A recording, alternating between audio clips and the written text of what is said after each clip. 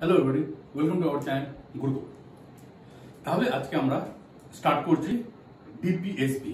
এর আগে আমরা মৌলিক অধিকার ফান্ডামেন্টাল রাইটের 12 থেকে 35 পর্যন্ত এই পার্ট 3 আমাদের মোটামুটি কমপ্লিট হয়ে গেছে। এটা একটু অনেকগুলো পার্টে করলাম, কেন কি আমি চাইছিলাম কি ফান্ডামেন্টাল রাইটটা মৌলিক অধিকারের ব্যাপারটা যেন আমি প্রত্যেকটা আর্টিকেল নিয়ে যেহেতু এগোচ্ছি, আমি চাইছি কি প্রত্যেকটা আর্টিকেলকে আমি একটু ব্যাখ্যা করে দিচ্ছি যাতে বুঝতে সুবিধা হয়। আজকে তাহলে এসে গেলাম ডিপিএসপি। ডিপিএসপি কি? Dietary principal of the state policy. তার মানে ভারতীয় সংবিধানে প্রস্তাবনায় সামাজিক, আর্থিক আর রাজনৈতিক ন্যায় প্রতিষ্ঠার জন্য যে কথাটা বলা আছে সেই তার উপরেই কিন্তু আমাদের পার্ট 3 আর পার্ট 4, কেন কি পার্ট 3টা হচ্ছে রাজনৈতিক ন্যায় আর পার্ট 4 এর মধ্যে যেটা ডিপিএসপি আছে তার মধ্যে আসছে সামাজিক ন্যায় আর অর্থনৈতিক ন্যায়কে কিভাবে সব নাগরিকদের মধ্যে, সব জনগণের মধ্যে যেন সমানভাবে এটা পৌঁছতে পারে তার বিষয়টাই হচ্ছে এইটা। অ্যাকচুয়ালি যখন সংবিধান সভা বসেছিল আর এর উপরে ফান্ডামেন্টাল রাইটের উপরে যখন কথা হচ্ছিল, মানে মৌলিক অধিকারের উপরে কথা হচ্ছিল, তো BN রাও, যেটা আমি এর আগে বলেছি কি BN রাওয়ের ব্যাপারটা নামটা অনেকে জানে না, BN রাও কিন্তু প্রথম ড্রাফটটা বানিয়েছিলেন। তো উনি একটা বহুত গুণীমানী ব্যক্তি ছিলেন। উনি চাইছিলেন কি ফান্ডামেন্টাল রাইটকে দুটো পার্টের মধ্যে ভাগ করা হোক। একটা হচ্ছে যেটা আমাদের পার্ট 3, একটা ফান্ডামেন্টাল রাইট, আর এটাও এক ধরনের রাইট আর কি ডিপিএসপি, যেটা হচ্ছে সামাজিক আর অর্থনৈতিক রাইটের উপরে এটা কথা বলা আছে। তো উনি এই দুটোর উপরে দুটোর উপরে আর কি উনি চাইছিলেন কি এটা এইভাবে তৈরি হোক। কিন্তু যেহেতু সংবিধান সভা এতজনের লোক, তার মধ্যে কেটি শাহ কিন্তু এর একটা ক্রিটিক ছিলেন। ঠিক আছে, কেটি শাহ বলেছিলেন যে এটা একটা চেক যেটা আর কি payable at the convenience of the bank, মানে চেক তো কাটা হয়ে গেছে কিন্তু যখন ব্যাংকের কাছে টাকা থাকবে তখনই সে টাকাটা দেবে। তো এরকম একটা ব্যাপার। কেন বলেছিলেন উনি? কেন কি মৌলিক অধিকারের মধ্যে বলা আছে যে যদি কারোর মৌলিক অধিকার হনন হয়, যেটা আমার পড়ানো হয়ে গেছে, আপনারা সব জানেন যে কারোর যদি মৌলিক অধিকার যদি হনন হয়, সে আর্টিকেল 32 হিসাবে সে ডাইরেক্ট সুপ্রিম কোর্টের কাছে আপিল করতে পারে এবং তার আপিল শুনানিটা ডাইরেক্ট সুপ্রিম কোর্ট করবে এবং তার সঙ্গে আর্টিকেল 226 হিসাবে সে হাইকোর্টেও যেতে পারে। ব্যাপারটা একই, কেন কি দুজনেই আর কি এই 5 রকম যে রিটের ব্যাপারটা 32-তে বলা আছে, এরা রিট বের করতে পারে, যেটা আমাদের পড়া হয়ে গেছে। তো এইসব নিয়ে যখন হচ্ছিল তখন লাস্টে আম্বেদকর উনি বলেছিলেন যে মৌলিক অধিকার যেমনি হনন হলে যেমনি সুপ্রিম কোর্টে যাওয়া যায়, কিন্তু ডিপিএসপিতে যে মানে যে অ্যাডভাইস গুলো দেয়া আছে, যে আর্টিকেল গুলো আছে, এটা যদি ফুলফিল না হয় তাহলে কিন্তু কেউ কোর্টে যেতে পারবে না। মানে এটা কোর্টে প্রসিডিউর, মানে ডিপিএসপিটা হচ্ছে নন জাস্টিয়েবল। তার মানে যদি সরকার যদি এটা না করে কিন্তু আপনি তার জন্য আপনি আদালতে দ্বারস্থ হতে পারবেন, যেটা আপনি মৌলিক অধিকারে হচ্ছিলেন। ঠিক আছে, তার মানে কেন এটা হয়েছে আমাদের এটা জানা উচিত কি ফান্ডামেন্টাল রাইট যখন কোনো মৌলিক অধিকার যদি হনন হচ্ছে তাহলে তো আপনি চলে যাচ্ছেন, কিন্তু এটা হলে কেন যাওয়া যাবে না? তার মেন কারণটা ছিল কি ভারত তখন সবে স্বাধীন হয়েছে এবং ভারতের কাছে ওই অর্থনৈতিক অবস্থা ছিল না যাতে কি এই যতগুলো মানে এখানে প্রভিশন, মানে যতগুলো আর্টিকেল দেয়া আছে সব কটাকে একসঙ্গে আর কি মানে কি বলে ইমপ্লিমেন্ট করা। কেন কি মনে করুন কি এটাতে বলা আছে কি মানে এটা ঠিক হলো কি যখন সরকারের কাছে আবার টাকা আসবে, কেন কি এটা আর কি মানে দিশা নির্দেশ দেওয়া আছে, এটা আর কি মানে রোড ম্যাপ তৈরি করা আছে কি যখনই সরকারের কাছে টাকা আসবে তখন কিন্তু সরকার এই বাদ বাকি যে প্রভিশন গুলো আছে যেটা আমরা পড়বো ডিপিএসপি 36 থেকে 51 পর্যন্ত, এর মধ্যে যেগুলো আছে সেগুলো সময়ের সঙ্গে টাকা বা অর্থনৈতিক, কেন কি এটা অর্থনৈতিক ব্যাপার, সামাজিক উন্নতি করতে হবে, অর্থনৈতিক উন্নতি করতে হবে, মানুষের আর্থিক বিকাশ করতে হবে। তো এই তো টাকা না থাকলে হবে না। তো এই সব ব্যবধানের জন্য যখনই গভর্নমেন্ট আস্তে আস্তে এদের কাছে টাকা আসবে, এদের কাছে ফান্ড আসবে, তখন সরকার আর কি এর উপরে স্টেপ নেবে। এটার জন্য কোনো বাধ্যতামূলক কোনো ব্যাপার নেই। কেন কি আপনি দেখুন যখনই দেশ স্বাধীন হলো ততক্ষণ রাজাকার ব্যাপার ছিল, জমিদারদের ব্যাপার ছিল, ওদের ব্যাপারটা শেষ হলো। তারপর 1962 সালে চায়নার সঙ্গে যুদ্ধ হয়ে গেল। এবার চায়নার সঙ্গে যুদ্ধ হওয়ার পর তারপরে এদিকে জওয়াহরলাল নেহরু মারা গেলেন, তারপরে শাস্ত্রী মারা গেলেন, তারপর ইন্দিরা গান্ধী এলে, তারপরে 71-এ আবার পাকিস্তানের সঙ্গে যুদ্ধ হয়ে গেল, তারপর ইমার্জেন্সি লেগে গেল, মানে পর পর ঘটনাগুলো ঘটে যাচ্ছে। তো সে সময়তে যদি দেশের মধ্যে একটা অশান্তি থাকে বা ইমার্জেন্সি থাকে বা এইসব যুদ্ধ হচ্ছে, সেই সময় তো বেশিরভাগ টাকাই তো আর কি যুদ্ধ বা অন্যান্য জিনিস যখন খরচা হয়ে যাচ্ছে, তাহলে দেশের কাছে বা সরকারের কাছে এত ফান্ড নেই যে এই ডিপিএসপির যতগুলো মানে এই ব্যবস্থা করা আছে, মানে এর মধ্যে যে বলা আছে সেগুলোকে ব্যবহারে নিয়ে আসা। তাহলে ব্যাপারটা আমরা জেনে গেলাম। এবার আমি আর কি চাইছি কি ডিপিএসপির ব্যাপারটা বোঝানো। এর আগে যেমনি আমি বলেছিলাম কি আমাদের সরকাররা যেগুলো যা কিছু করে, যে কোনো প্রকল্প নিয়ে আসে, এই সব কটা প্রকল্প নিয়ে আসার সময় কিন্তু ডিপিএসপির ওপরে ভর করেই সব নিয়ে আসা হয়।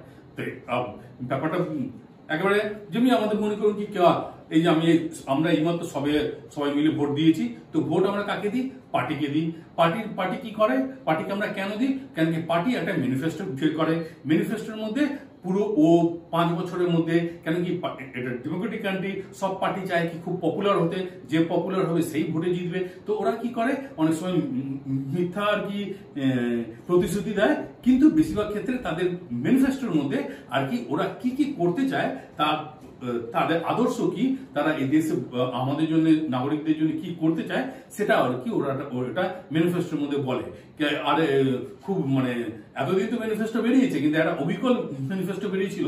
আপনারা এখানে ছবি দেখছেন যে ছত্তিশগড়ে যে উনি মুখ্যমন্ত্রী ছিলেন, মনে হয় এক্স চিফ মিনিস্টার যোগী, উনি কি করেছিল, উনি আর কি ম্যানিফেস্টোটাকে স্ট্যাম্প পেপারের উপর বানিয়েছিল কি আমরা যেগুলো বলছি যদি আমরা যদি 5 বছরে যদি পূরণ না করতে পারি, তাহলে তোমরা মানে জনগণ আর কি ওনার উপর সু করতে পারে। হ্যাঁ, তো এরকম একটা মানে এটা একটা অভিনব ব্যাপার, ঠিক আছে।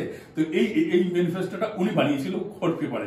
যাক, ঠিক আছে। হ্যাঁ, তো সব আর কি পার্টিরাই আর কি নিজেকে পপুলার মানে বানাবার জন্য আর কি ম্যানিফেস্টো বানায়। তো ম্যানিফেস্টোর সব পুরো ব্যাপারটাই হচ্ছে আমাদের আর কি ডিপিএসপির উপর। যাক, আমি আর এর মধ্যে বেশি না গিয়ে আমি সরাসরি এবার আমি ডিপিএসপির উপর এসে যাই। ডিপিএসপিটা এলো কোথা থেকে?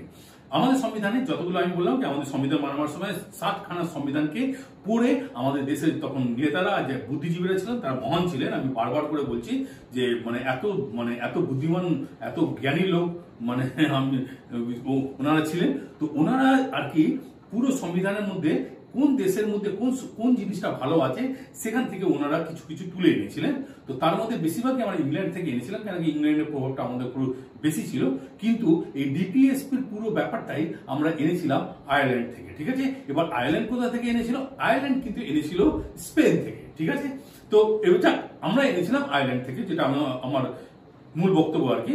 তো আমাদের ভারতবর্ষে যে সংবিধান রয়েছে তার মধ্যে ডিপিএসপিটা আমরা কিন্তু এই পার্টটা আমরা আয়ারল্যান্ডের সংবিধান থেকে এনেছিলাম। তাহলে একবার আমরা, যেহেতু আমি আগেই বললাম কি ফান্ডামেন্টাল যে রাইটের ব্যাপারটা, এটাকে দুটো ভাগে ভাগ করা হয়েছিল। তো বিএনরাও কি করেছিলেন কি একটা আর কি তৎক্ষণিক আর কি মানে স্টার্ট হয়ে যাবে, সেটা হচ্ছে পার্ট 3 কি সঙ্গে সঙ্গে মানে ওটা ইমপ্লিমেন্ট হয়ে গেল। আর যদি কেউ কিছু যদি মানে কারোর যদি মৌলিক অধিকার যদি হনন হয়, তাহলে সে একেবারে সুপ্রিম কোর্টে ডাইরেক্ট যেতে পারে। কিন্তু এটার ওপর তো এটা নন জুডিশিয়াল, এটার এগেনস্টে আমরা এতে যেতে পারবো না। কিন্তু আমরা একটু জেনে নিই কি এই দুটোর মধ্যে কি কি একটু পার্থক্য কি কি আছে। তো যেটা আমি বললাম কি এটা মৌলিক অধিকারের ব্যাপারে পার্ট 3 তে যেটা আছে মৌলিক অধিকার, সেটা যদি হনন হয় তাহলে আমরা কোর্টের দ্বারস্থ হতে পারি, ঠিক আছে। কিন্তু এটাতে আমরা কোর্টের দ্বারস্থ হতে পারি না। দ্বিতীয়ত, যেমনি মৌলিক অধিকারের মধ্যে কি ছিল কি পলিটিক্যাল মানে রাজনৈতিক ন্যায় দেবে, কিন্তু ডিপিএসপিতে কি আছে সামাজিক এবং অর্থনৈতিক ন্যায়ের জন্য আর কি এর মধ্যে বলা আছে। তাহলে একটু আলাদা হয়ে গেল। আর 3 নম্বরটাকে আমরা এভাবে বলতে পারি কি মৌলিক অধিকারের মধ্যে কি ছিল কি সবাইকে ইকুয়ালিটি দিতে হবে, না দিলে চলবে না, না দিলে এটা হবে না, সবাই সমান হয়েছে, সবাইকে বাকস্বাধীনতা দিতে হবে, এরকম দিতে হবে না। এটা নেগেটিভ একটু অ্যাপ্রোচ ছিল। কিন্তু এটার মধ্যে কি আছে, এটার মধ্যে পজিটিভ অ্যাপ্রোচ আছে। পজিটিভ অ্যাপ্রোচ মানে সামাজিক ও রাজনৈতিক ন্যায় দেওয়ার জন্য আমাদের কি কি করা উচিত, মানে ওটার মধ্যে উচিত, এটার মধ্যে এটা নেই কি না এটা না করলে ওটা হবে। হ্যাঁ, এটার মধ্যে উচিত, এটা একটা পজিটিভ ব্যাপার। আর এখানটা একটু নেগেটিভ ব্যাপারটা ছিল, মানে নেগেটিভ অ্যাপ্রোচ আমরা বলতে পারি। এটা নেগেটিভ অ্যাপ্রোচ, এটা হচ্ছে পজিটিভ অ্যাপ্রোচ। তাহলে ডিপিএসপির পুরো ব্যাপারটা মানে ভূমিকাতে ইন্ট্রোডাকশনে আমি মোটামুটি বিএম রাও থেকে কেটি শাহ থেকে আম্বেদকরের কি কি ব্যাপারটা হয়েছিল সেগুলো আমরা অলরেডি জেনে গেছি। কিন্তু এর মধ্যে আরেকটা ব্যাপার ছিল কি পঞ্চায়েতের ব্যাপারে যখন এটা নিয়ে আলোচনা হচ্ছিল, আমরা পরের দিকে পঞ্চায়েত আসবো, তখন কিন্তু গান্ধীজির সঙ্গে কিন্তু আম্বেদকরের একটা মোটামুটি একটা এটা মানে বিতর্ক হয়েছিল, তর্ক হয়েছিল বা বিতর্ক কিভাবে বলবো আমি জানি না, ওনাদের মধ্যে একটা ডিবেট হয়েছিল কি পঞ্চায়েতি রাজকে মানে ইমিডিয়েট আর কি গান্ধীজির। তো এরপরে যখন আমি যে পার্টটা বানাবো তার মধ্যে আমি বলবো কি এই ডিপিএসপিটাকে তিনটে ভাগেও আপনি দেখতে পারেন। একটা হচ্ছে তাৎক্ষণিক ব্যাপার, আর একটা হচ্ছে গান্ধীর আর কি ভিউ, গান্ধীবাদী হিসাবে কি কি কোন কোন ধারাগুলো আছে, আর একটা হচ্ছে রেভলিউশনারি মানে যেটা আর কি মানে কিছু এমন ভাবে করা আছে যেগুলো আর কি ভবিষ্যতের দিকে খুব ভালো কাজ করবে। হ্যাঁ, তো একটা পুরনো ব্যাপারটা রয়েছে, একটা গান্ধীবাদী ব্যাপারটা রয়েছে, আর এটা রয়েছে। তো এর মধ্যে এই ডিবেটটাও হয়েছিল। এই ডিপিএসপির মধ্যে কিছু পার্ট আছে যেগুলো আর কি পার্ট 4 এর মধ্যে অন্তর্ভুক্ত নয়, ঠিক আছে? এটা মানে এখনো পার্ট 4 এর বাইরেই আছে, কিন্তু এটাও আর কি ডিপিএসপিরই একটা মানে পার্ট। সেটা আমরা একবার জেনে নিই খুব তাড়াতাড়ি। তিনখানা আমি বলে দিচ্ছি। যেমনি 350 এ ধারায় সংখ্যালঘু শিশুদের কাছে তাদের মাতৃভাষায় প্রাথমিক শিক্ষালাভের সুযোগ আর কি করে দেয়া, প্রাথমিক শিক্ষালাভের সুযোগ নিশ্চিত করা রাষ্ট্রের অধীনে কর্মরত অধিকারীদের অবশ্য পালনীয় কর্তব্য, ঠিক আছে? এটা হচ্ছে একটা। দ্বিতীয়টা হচ্ছে 351 নম্বর ধারায় কেন্দ্রের দায়িত্ব ভারতের সমস্ত রাজ্যে ভারতের সমস্ত জনগণের মধ্যে হিন্দির প্রচার করা, হিন্দি ভাষার প্রচার ও প্রসারের উদ্যোগ গ্রহণ করা যায়, ফলে আমাদের সাংস্কৃতিক ঐক্য বৃদ্ধি পাবে। আর 3 নম্বর হচ্ছে 355 ধারায় শিডিউল কাস্ট আর শিডিউল ট্রাইবের কেন্দ্রীয় রাজ্য সরকারের অধীনে বিভিন্ন পদে নিযুক্ত করা বিষয়টিকে প্রশাসনের বিচারাধীন রাখতে হবে। তাহলে এবার আমরা প্রথম ধারায় আমরা এসে যাচ্ছি 36 নম্বর ধারায় কি বলছে, মানে আর্টিকেলে কি বলছে কি রাষ্ট্রের সংজ্ঞা মানে ডেফিনেশন অফ দ্য স্টেট। আমি যেমনি আগে বলেছিলাম 12 আর 13তে আমরা কি পড়েছিলাম কি স্টেট কাকে বলে। স্টেটের ব্যাপারে আমি বলেছিলাম কি সেন্ট্রাল স্টেটও হয়, আর স্টেটেরও একটা স্টেট হয়, এবং একটা লোকাল অথরিটি হয়, আর তার সঙ্গে একটা আদার্স হয়। তার মানে ONGC, Bharat petroleum, electricity board এবং এয়ারপোর্ট অথরিটি অফ ইন্ডিয়া, এরাও আর কি স্টেট হবে। কেন কি এই স্টেটের যে সংজ্ঞাটা আছে সেটা পার্ট 3 আর পার্ট 4, মানে আমরা যেটা পার্ট 4 পড়ছি ডিপিএসপি মানে মৌলিক অধিকার, আর এই যে ডিপিএসপির যে দুটোর মধ্যে এই সংজ্ঞাগুলো হবে। কেন কি যখনই আমাদের মৌলিক অধিকার হনন হচ্ছে কেউ না কেউ তো করছে, সে করবেটাকে হয়তো কেন্দ্র সরকার এটা করবে, বা রাজ্য সরকার করবে, বা লোকাল অথরিটি করবে, বা কোনো সংস্থা করবে যেটা আর কি গভর্নমেন্ট দ্বারা আর কি sponsor, semi sponsor, partially sponsor, বা ওই সংস্থাটা অনেকগুলো লোককে প্রভাবিত করছে, তাকে আমরা স্টেট বলবো। স্টেটের ব্যাপারটা আমরা জেনে গেছি, আমি আরেকবার একটুখানি রিপিট করে দিলাম। তো 37 নম্বরে কি বলা আছে, রাষ্ট্রের পরিচালনা নির্দেশনা নীতিগুলোর প্রয়োগ সংক্রান্ত বিষয়। তাহলে এখানে 37 নম্বরে পুরো বলা আছে court can't impose to the law, মানে কোর্টে আমরা কিন্তু এটাতে কোনো যাওয়াটার কোনো জায়গায় নেই। কেন কি এটা যখন যেটা বললাম কি মৌলিক অধিকারে যাওয়া যাবে, কিন্তু এখানে কোর্টের কাছে কোর্টের দ্বারস্থ হওয়ার কোনো জায়গা নেই। তাহলে 37 নম্বরটা হয়ে গেল। এবার আমরা 38 নম্বরে আসছি, জনকল্যাণ স্বার্থে রাষ্ট্রের সামাজিক শৃঙ্খলা সংরক্ষণ করবে। যেটা আমি এর আগেই বললাম যে সামাজিক আর অর্থনৈতিক ন্যায়ের জন্য আর কি এই মানে সরকারগুলো মানে যে স্টেট আছে বা গভর্নমেন্ট আছে যে তারা আর কি এর উপরে কাজ করবে কি করে জানো, সকল মানুষের কাছে সামাজিক ন্যায় এবং অর্থনৈতিক ন্যায় পৌঁছাতে পারে, তার উপরে এনারা কাজ করবে। মানে স্টেট, ঠিক আছে, স্টেট কাজ করবে। এবার আমরা যেহেতু এটা এগুলো এর আগে আমি এর ব্যাখ্যা দিয়ে দিয়েছি, তাই জন্য এটার উপর আমি বেশি আর যাচ্ছি না। তাহলে এরপর হচ্ছে 29 নম্বর কি হচ্ছে, রাষ্ট্র কতগুলো আদর্শজনিত কার্যাদি পালন করবে। 29 নম্বরে 39 নম্বরে বলা আছে কি স্ত্রী পুরুষের জন্য সমান বেতন দিতে হবে।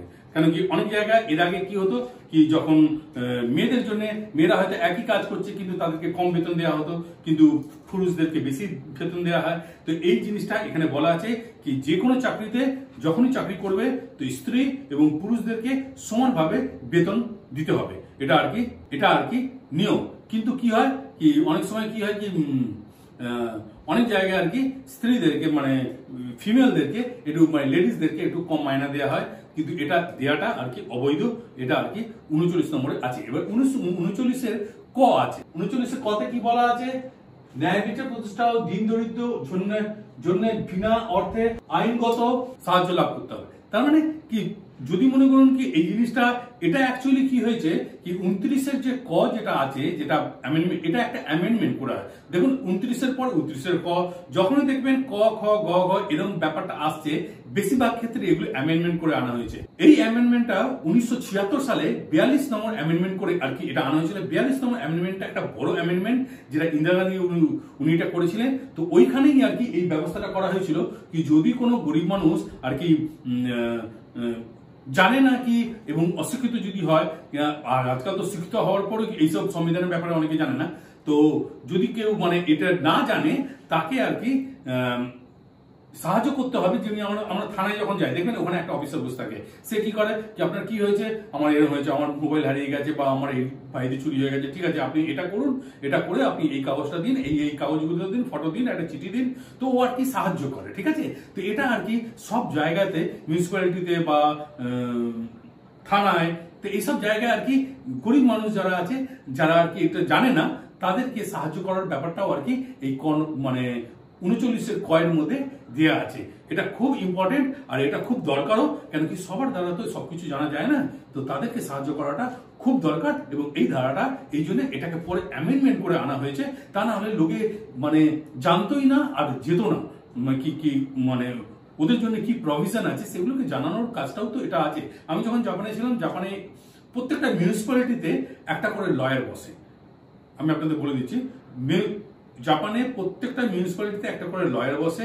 সেখানে গিয়ে আগে অ্যাপয়েন্টমেন্ট নিতে হয়, অ্যাপয়েন্টমেন্ট নেওয়ার পর ওই লয়ার আপনার পুরো কাগজপত্র, আপনার পুরো কেসটা দেখে ও আপনাকে গাইড করে দেবে কি আপনি কোন, ওদের কাছে উকিলেরও অনেক নাম্বার থাকে এবং কোন উকিল যদি ভালো উকিল যদি হয় তাহলে সেভাবে, কেন কি আমি নিজে এটাতে ভুক্তভোগী, কেন কি আমি ওখানে গিয়েছিলাম, কেন কি আমার ওখানে একটা কেস চলছিল, কেস করেছিলাম পরে, তো আমি ওনাদের কাছ থেকে আর কি অ্যাডভাইসটা নিয়েছিলাম, লিগাল অ্যাডভাইসটা। প্রত্যেকটা মিউনিসিপ্যালিটির একটা অফিস আছে, মানে একটা ঘর আছে যেখানে মানুষ গিয়ে আর কি লিগাল অ্যাডভাইস নেওয়া যায়। আমাদের এখানে যেমনি থানায় খেলে কিন্তু ওনারা এটা মানে এই সাহায্যটা করে, কিন্তু অনেক সময় ভেতর থেকে অনেক টাকা পয়সা নেয়। যাই হোক, কিন্তু এই ব্যবস্থাটা আর কি এটা আছে, এটা অ্যামেন্ডমেন্ট করে আনা হয়েছে 39-এর ক।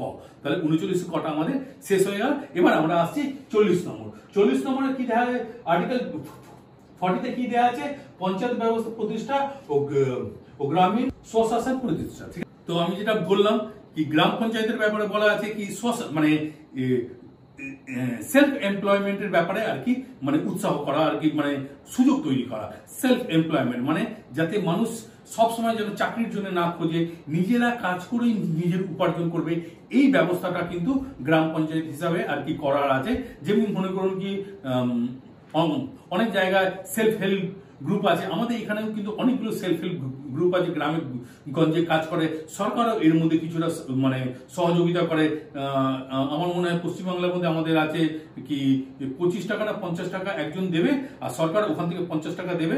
হ্যাঁ, মানে এরা যত দেবে ততটা ওরা দেবে, এবং সেইভাবে ওরা একটা কোঅপারেটিভ করে একটা ছোটখাটো বিজনেস করবে, এরকম একটা ব্যবস্থা। তো এগুলো আমার পুরো জানা নেই, কিন্তু এই ব্যবস্থাটা আমাদের সরকাররাও আর কি করছে, যেটা আমি জানি সেটা আমি বলে দিলাম। এবং এই প্রভিশনটা হচ্ছে 40 নম্বর আর কি আর্টিকেলে এটা দেওয়া আছে। তার মানে আপনি বুঝতে পারছেন কি যে কোনো প্রকল্প আসছে, সে প্রকল্পগুলো প্রত্যেকটা প্রকল্পই এই ডিপিএসপির কোনো না কোনো ধারার সঙ্গে যুক্ত আছে। এটা আপনি মানে আপনারা দেখতে থাকুন, আমি আস্তে আস্তে করে বলছি। হ্যাঁ, তো এটা 40 নম্বরটা, এটা মানে সেলফ হেল্প গ্রুপ তৈরি করা এবং পঞ্চায়েত মানে গ্রাম পঞ্চায়েত লেভেলে আর কি মানে একেবারে মানে লোকাল লেভেলে গিয়ে আর কি মানুষকে উপার্জনের জন্য সেলফ হেল্প গ্রুপ তৈরি করে এবং তাদেরকে সেলফ এমপ্লয়মেন্টের জন্য উৎসাহিত করা, এটা হচ্ছে 40 নম্বর ধারার আর কি মূল উদ্দেশ্য, যেটা আর কি সরকার করছে এবং আরো করার দরকার আছে।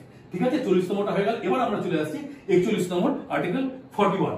কেন কি আমি এটা পুরোটা আমার মনে হচ্ছে যেহেতু 51 পর্যন্ত আছে, আমি এর মধ্যে অনেক মানে যেগুলো সোজা আছে সেগুলো আমি বলে দিচ্ছি কিছু কিছু করে, কিন্তু কিছু আছে যেটা একটু বড় বিশ্লেষণ না করলে ওটা হবে না, যেমনি 44 নম্বরটা। তো আমি আজকে 43 পর্যন্ত করে এটা করে দেবো। তো 41 নম্বর আর্টিকেলটা বলছে কতগুলি বিশেষ ক্ষেত্রে রাষ্ট্রকর্মে শিক্ষা ও সরকারি সাহায্য লাভের অধিকার সমূহ সুনিশ্চিত করবে। আমি আরেকটা জিনিস, এটা এই পঞ্চায়েতি রাজের মধ্যে আমি একটা বলে দিই কি, গান্ধীজি চাইছিলেন যে পঞ্চায়েতের ব্যাপারটা যেন তখন থেকেই শুরু হোক। এর মধ্যে যেটা আমি বললাম কি, আম্বেদকরের সঙ্গে গান্ধীজির একটা ডিবেট হয়েছিল।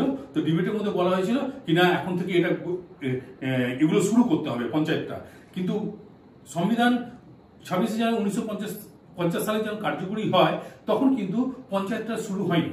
পঞ্চায়েত কবে শুরু হলো? পঞ্চায়েত শুরু হলো 1993 সালে পঞ্চায়েতের উপর, এটা সেটা আমাদের তফসিলের মধ্যে দেয়া আছে। শিডিউল 11টা হচ্ছে আর কি পঞ্চায়েত, আর 12টা হচ্ছে নগরপালিকা, মানে হচ্ছে মিউনিসিপ্যালিটি। ঠিক আছে, এটা পরে এটা অ্যামেন্ডমেন্ট করে আনা হয়েছে 1993 সালে। ঠিক আছে, এটা 93 সালে ফার্স্ট আর কি পঞ্চায়েতি রাজ আর কি স্টার্ট হলো, পঞ্চায়েতের যে ব্যাপারগুলো। কিন্তু ভীমরাও আম্বেদকর কি বলছিলেন এটা আমরা জানি। ভীমরাও আম্বেদকর বলছিলেন কি এখন যে অবস্থা আছে, সরকারের টাকা যদি একেবারে মানে গ্রাম পঞ্চায়েত থেকে যদি মানে সাহায্য দেওয়া হয় তাহলে কিন্তু জিনিসটা ভালো হবে না।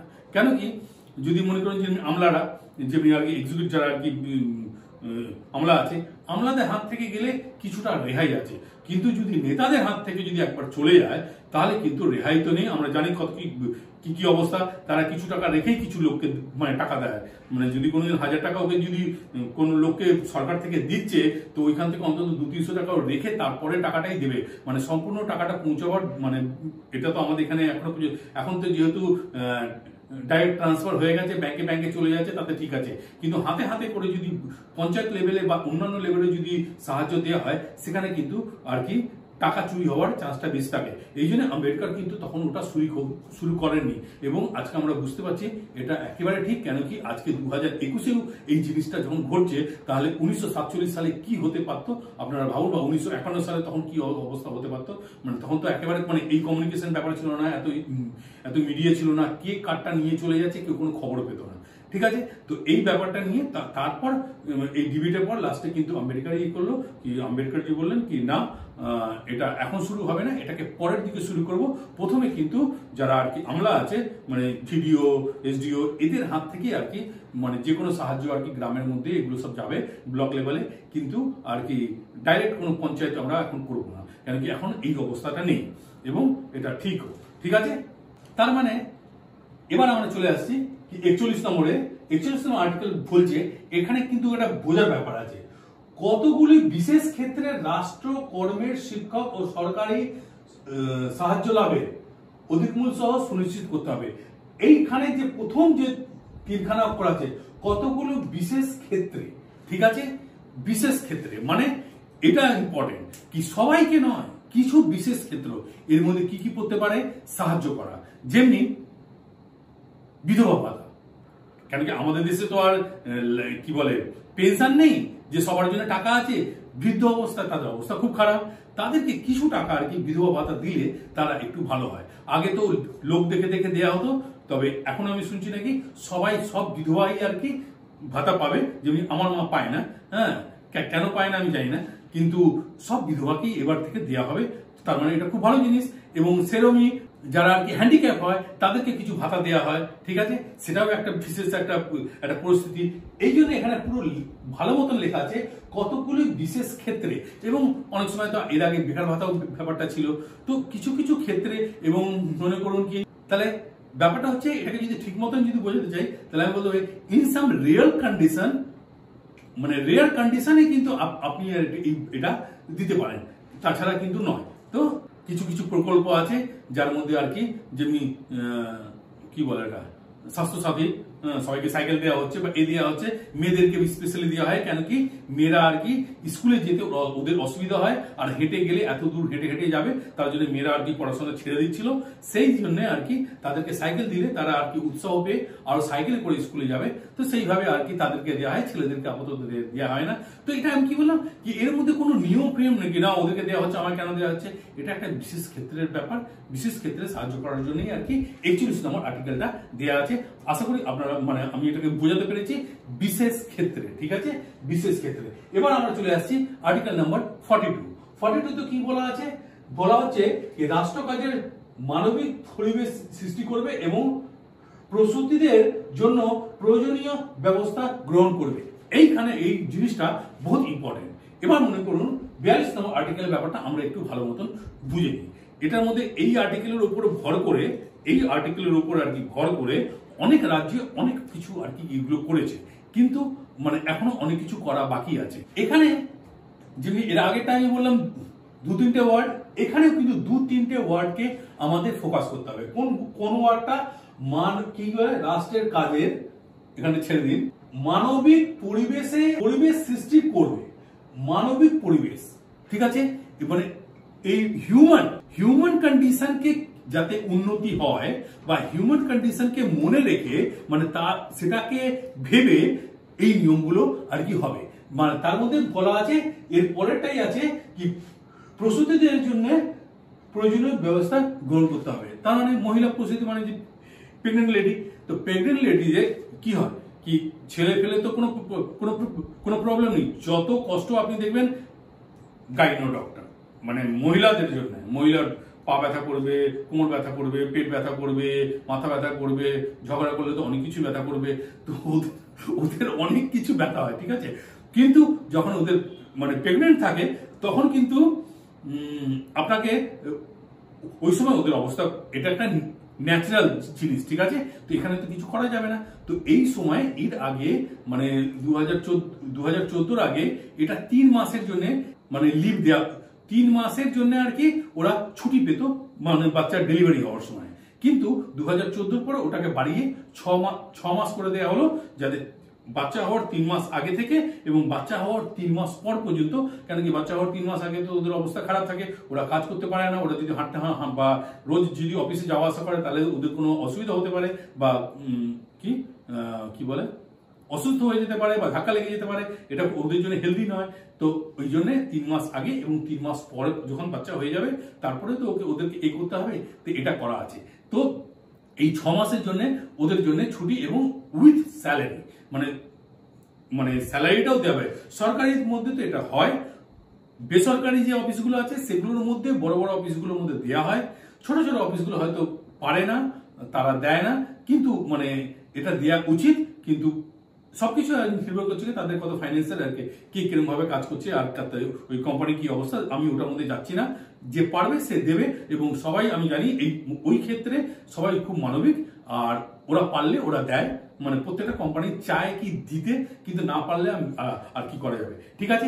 এই কেসটা এখন তো এরকম নিয়ম হয়েছে কি যে বাবা হবে সেও আর কি 15 দিন আগে, মানে বাচ্চা হওয়ার 15 দিন আগে এবং বাচ্চা হওয়ার পর 15 দিন পর পর্যন্ত 1 মাসের আর কি উইথ স্যালারি আর কি লিভ পাবে। এটা সব রাজ্যে শুরু হয়নি, কিন্তু খুব তাড়াতাড়ি শুরু হয়ে যাবে।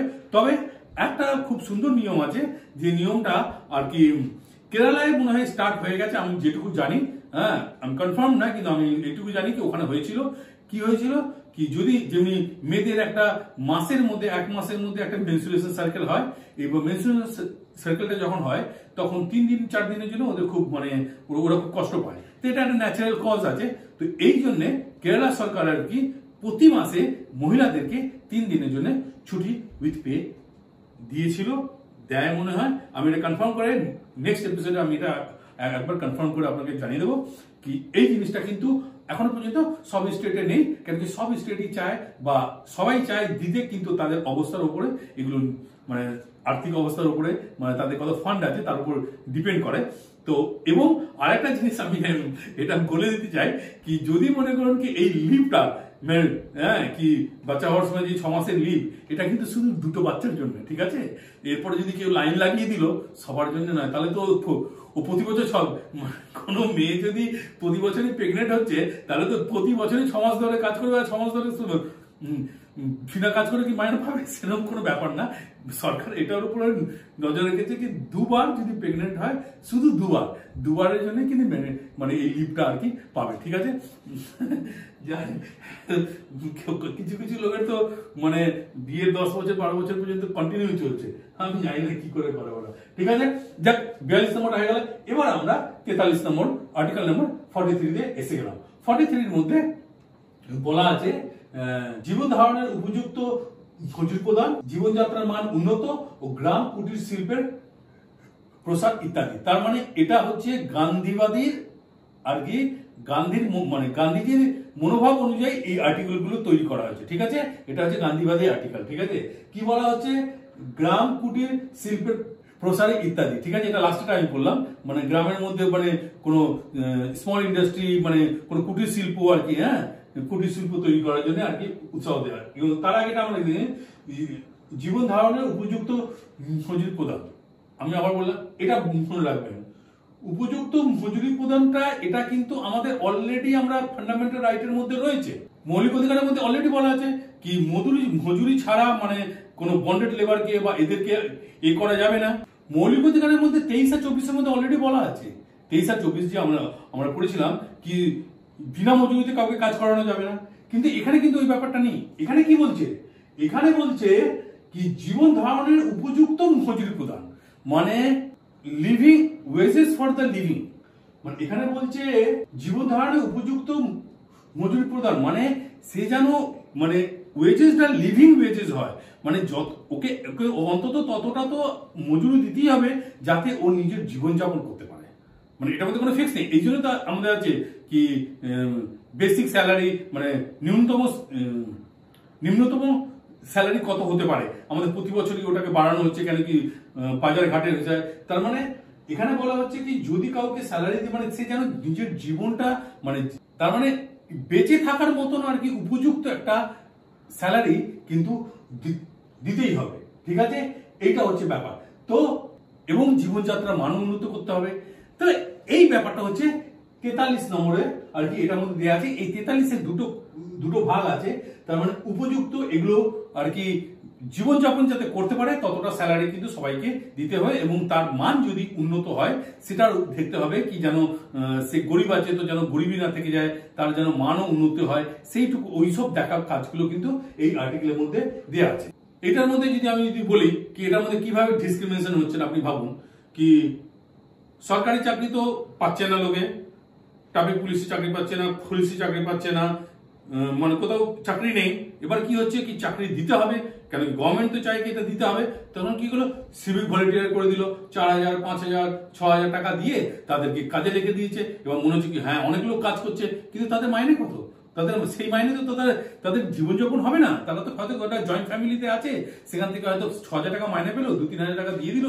একটা ব্যাচেলার ছেলে তো 2-3000 টাকা হাত খরচা লাগে।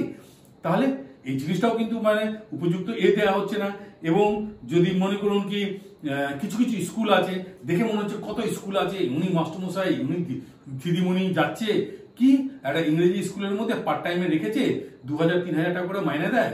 মানে আমাদের এখানেই আছে যে 2000-3000 টাকা করে মাইনে দেয়, মাইনে দিয়ে তাদেরকে স্কুলে রেখে দিয়েছে, বাচ্চাদের কাছ থেকে 1000 টাকা 1500 টাকা করে ভিজিট নেয়, আর মাইনা দিচ্ছে মনে করুন কি অর্ধেকের কম, মানে 40% হচ্ছে পার্মানেন্ট টিচার, আর বাদ বাকি 50% বা 60% সব অ্যাসিস্ট্যান্ট টিচার, যাদের মাইনা খুব কম। তারাও ভাবছে কি বাড়িতে বসে থাকবো, একটা শিক্ষিত মহিলা বললো ওখানে গিয়ে একটু পড়িয়ে দিই, কিন্তু ওকে তো দেয়া হচ্ছে না। মানে এই জায়গাটা কিন্তু আমাদেরও ভাবতে হবে কি নিয়ম করে দিলে হবে না, আর সরকারকে শুধু দোষ দিলে হবে না, আমাদেরও দেখতে হবে কি যেন সবাই যেন ভালো মতন আর কি ওই মাইনাটা পায়। স্কুলের ক্ষেত্রে কিন্তু আমি এটা দেখেছি কি স্কুল কিন্তু এই জিনিসটা, আর সিভিক পুলিশের ব্যাপারটা তো আমি বললামই, এই সব জায়গায় আর কি মহিলাদেরকে নিয়ে কম পয়সায় অনেক খাটানো হয়, এটা কিন্তু খুব একটা ভালো জিনিস নয়। পারলে ওদেরকে ভালো মতন চাকরি দাও, ভালো মতন চাকরিও দিচ্ছে না, তাদেরকে যেভাবে রেখে মানে this is not good. Okay, so আমি এটার উপর বলে দিলাম। এবার আমরা চলে আসছি এই 43-এর অ্যামেন্ডমেন্ট হয়েছে, ঠিক আছে। যখনই এবিসি আসবে, ক খ গ আসবে, তখনই অ্যামেন্ডমেন্ট হচ্ছে। তো এবার আমরা 33-এর এ কে ধরে নিই। 33-এ এ নম্বরে কি লেখা আছে? শিল্প কারখানা প্রশাসনে শ্রমিকদের অংশগ্রহণের সুযোগের প্রতিষ্ঠা। মানে যদি কারখানার মধ্যে আর কি শ্রমিকদেরও আর কি পার্টিসিপেশন দরকার। মানে পার্টিসিপেশনটা কিভাবে, কি সবসময় যে মালিক বলবে বা এ করবে না, তো ওদেরও মাঝে মাঝে আর কি শ্রমিকদেরও কাজের মধ্যে আর কি ওদেরকে আগে পার্টিসিপেশন করানো, কি ওদের কাছ থেকে কিছু জিজ্ঞেস করা বা ওদের সঙ্গে কোঅপারেটিভ ওয়েতে আর কি কাজ করার ব্যাপারটা আর কি এর মধ্যে বলছে। মানে এই ধারাতে মানে এটা অ্যামেন্ডমেন্ট হয়েছিল এই 43A, আর্টিকেল 43A অ্যামেন্ডমেন্ট হয়েছিল 42nd অ্যামেন্ডমেন্টের মধ্যে, যেটা 1976 সালে ইন্দিরা গান্ধীর সময় আর কি এটা করা হয়েছিল। ওর মধ্যে এটা আর কি অ্যামেন্ডমেন্ট হয়েছিল। এবং তারপরেটা হচ্ছে 43B, তার মধ্যে বলা আছে 43B তে বলা আছে কোঅপারেটিভ বানানো। এই অ্যামেন্ডমেন্টটা হয়েছিল 2011 সালে, 97th অ্যামেন্ডমেন্ট 2011 এ আর কি এটা এখানে এসেছিল বিটা, ঠিক আছে। এটা কখন এসেছিল? 1976 এ এসেছিল, ঠিক আছে। বিটা তারপরে এখানে ঢোকানো হয়েছে বিটা, সেটা হচ্ছে 2011 সালে। কি কোঅপারেটিভ কেউ আর কি মানে কোঅপারেটিভ ওয়েতেও আর কি কাজ করতে হবে। যেমনি আপনি ভাবুন না, যেমনি কোঅপারেটিভ ব্যাংক আছে, সেখানে কি হয় কি ওখানকার কিছু লোকেরা মিলে ওই কাজগুলো করে এবং গভর্নমেন্ট আর কি ওটা আর কি বলে গাইডেন্স করে, ঠিক আছে। গভর্নমেন্ট ওটার মধ্যে বেশি পার্টিসিপেশন করে না বা কোনো হস্তক্ষেপ করে না। গভর্নমেন্ট কি হলো গাইড করে। মনে করুন কি ব্যাংকিং যে রুল আছে, সেই রুলটা বানানো, সেই রুলের অনুযায়ী কিছু লোক আর কি ওই কোঅপারেটিভটা চালাচ্ছে। গ্রামের মধ্যে অনেক কিছু হয় যেগুলো আর কি গভর্নমেন্ট ওগুলোকে কোঅপারেটিভ দিতে বলে, ঠিক আছে। এই গ্রামের মধ্যে এই জিনিসটা এই কোঅপারেটিভ তোমরা বানাবে, এইভাবে বানাবে, এগুলো যেন হয়ে যায়। তো কোঅপারেটিভ কিছু কিছু ক্ষেত্রে আর কি মানে লোকাল পিপুলকেও আর কি অ্যাডমিনিস্ট্রেশনের মধ্যে আর কি কিছুটা পার্টিসিপেশন দিয়ে তাদের মধ্যেও আর কি তাদেরকেও আর কি মানে তাদেরকেও কোঅপারেটিভ হিসাবে আর কি তাদেরকে আর কি ওর মধ্যে পার্টিসিপেট মানে এটা করা হয়। এবং গভর্নমেন্ট তার উপর দিয়ে শুধু গাইডলাইনটা করে এবং মনিটরিং করে, আর কিছু করে না। তো এই ব্যাপারগুলো হচ্ছে কোঅপারেটিভ ব্যাপারটা। আপনি দেখুন না কি আমাদের এখানে যতগুলো কোঅপারেটিভ আছে, যেমনি Amul is big cooperative in India. এটা কোঅপারেটিভ দিয়ে শুরু হয়েছিল, কিন্তু পরের দিকে গভর্নমেন্ট ওর ওপর গাইডলাইন তৈরি করে এবং আমুলকে নিয়ে মানে যা কিছু আছে গভর্নমেন্ট ওর মধ্যে খুব একটা ভালো একটা আছে, গাইডলাইনের ব্যাপার আছে। হ্যাঁ, আর ভালো কিন্তু ওদের কোঅপারেটিভটা আছে। তো বড় কোঅপারেটিভ হলে গভর্নমেন্ট ওটাকে আরো একটু সাহায্য করে, কি ফাইন্যান্সিয়াল সাহায্য বা এই সাহায্য কোথাও থেকে এই করা। তো এইসব কোঅপারেটিভ ব্যাপারটাও আর কি এর মধ্যে এসছে। এই ব্যাপারগুলো আমরা ডিপিএসপির 43 পর্যন্ত আমরা আপাতত জেনে গেলাম। আমি আশা করি আমি এগুলো মানে খুব তাড়াতাড়ি করে ছোট ছোট করে আমি প্রত্যেকটা আর্টিকেলকে নিয়ে অল্প অল্প করে তার মধ্যে কোন অ্যামেন্ডমেন্টটা করে কোনটা কি হয়েছিল সেগুলো আর কি আমি আস্তে আস্তে করে এগুলো আর কি একটু জানিয়ে দিচ্ছি, যাতে কি এর উপরে যদি কোনো কোশ্চেন আসে বা যারা পড়াশোনা যারা এমনি সংবিধান শিখছে তাদের জন্য ঠিক আছে, আর যারা পড়াশোনা করছে, যারা মনে করুন কি কম্পিটিটিভ এক্সামের মধ্যে দেবে মানে পরীক্ষা দেবে, তার মধ্যে কিন্তু কোঅপারেটিভের উপর যে অ্যামেন্ডমেন্টের যে এটা আছে বা 86 অ্যামেন্ডমেন্টে কি হয়েছিল, 42nd অ্যামেন্ডমেন্ট 1976 এ কি হয়েছিল, তারপরে 44th amendment, 42nd and 44th amendment, 44th মানে 42 আর 44 নম্বর অ্যামেন্ডমেন্টটা কিন্তু বেশিরভাগ ক্ষেত্রে আর কি কম্পিটিটিভ এক্সামের মধ্যে আসে। কেন কি এটা বহুত ইম্পর্টেন্ট আর কি অ্যামেন্ডমেন্ট, কেন কি এটা খুব মানে ইন্দিরা গান্ধী করেছিল, পরে মোরারজি দেশাই এসে ওটাকে পুরো উল্টে দিয়ে ওর মধ্যে থেকে অনেক কিছু বাদ করেছিল।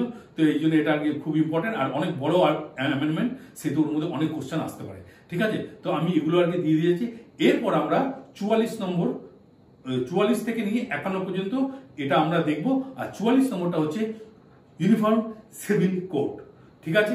এই জন্য আমি এটাকে এখানে শেষ করছি, কেন কি ইউনিফর্ম সিভিল কোডের উপর আমি চাইছি কি কিছু মানে এর ব্যাপারটা আর কি বল, কেন কি আমার যেটুকু ধারণা কি খুব শীঘ্রই আর কি সরকার মানে সুযোগ পেলেই আর কি ইউনিফর্ম সিভিল কোডটা ওরা নিয়ে আসবেই। মানে ওর মধ্যে ভেতর কাজ হচ্ছে, এটা আমার একটা আইডিয়া।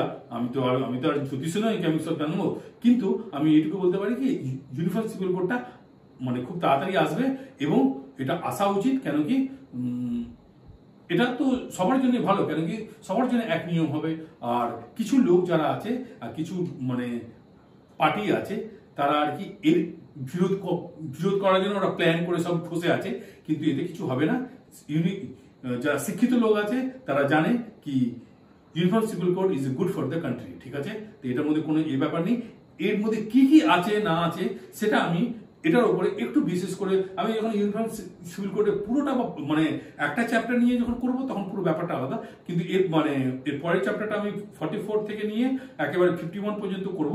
তাহলে ওর মধ্যে ফার্স্টটা হচ্ছে ইউনিফর্ম সিভিল কোড, সেহেতু আমি ওটা একটু করে দেবো, ওটাকে একটু এক্সট্রা করে আমি ওটা বলে দেবো কি ওটার মধ্যে কি আছে, ঠিক আছে। তাহলে আপনারা এইভাবে দেখতে থাকুন, আর আশা করি আপনাদের এটা ভালো লাগছে। আর আমাদের চ্যানেলটাকে সাবস্ক্রাইব করুন, তাহলে আপনার কাছে আর কি সরাসরি আমাদের ভিডিওটা যখনই আপনি বেল বাটনটা টিপে দেবেন আর কি, তখন আমাদের ভিডিওগুলো আপনাদের কাছে একবার সরাসরি চলে যাবে। আর আশা করি কি সংবিধানের ব্যাপারে সবাই কিছু না কিছু আর কি আমাদের ভিডিও দেখার পর আর কি কিছু তো আইডিয়া হয়েই যাবে। আর যারা অনেক জানে তাদের জন্য, তারা তো জানেই, হ্যাঁ, যারা জানে না তার জন্য আমার একটু ছোট্ট একটা চেষ্টা। নমস্কার।